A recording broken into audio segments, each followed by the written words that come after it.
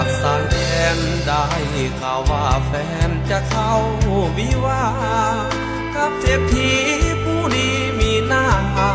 โอ้แก้วตาสร้างเป็นไปได้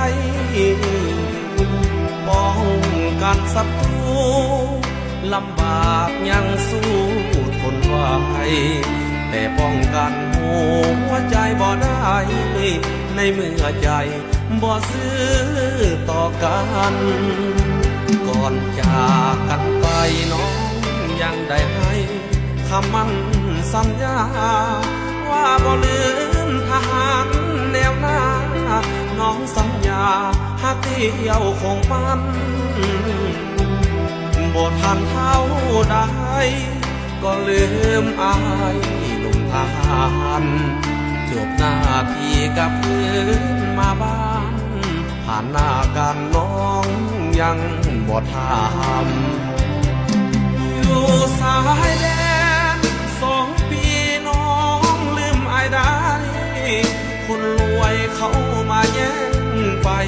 ต้องนอนห้องไห้เพราะคนใจดำบ่มียศสันเป็นเพียงทหารต้อยต่ำอยู่ไปมีแต่ซอกซ้ำโถคนใจดำบ่น่า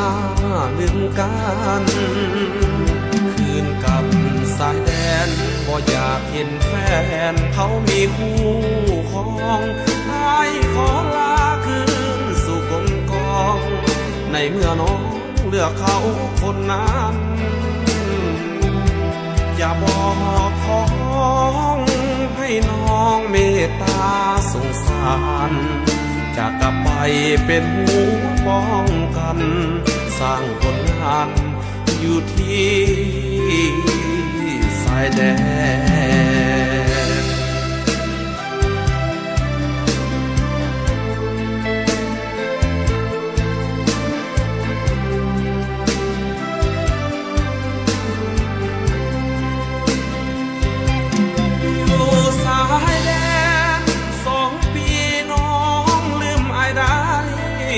คนรวยเขามาแย่งไป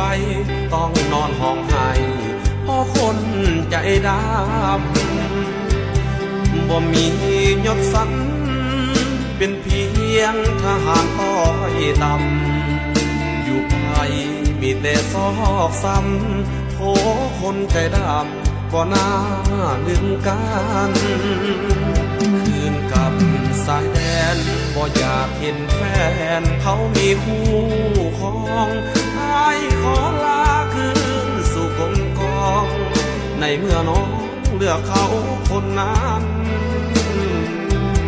อย่าบอกของ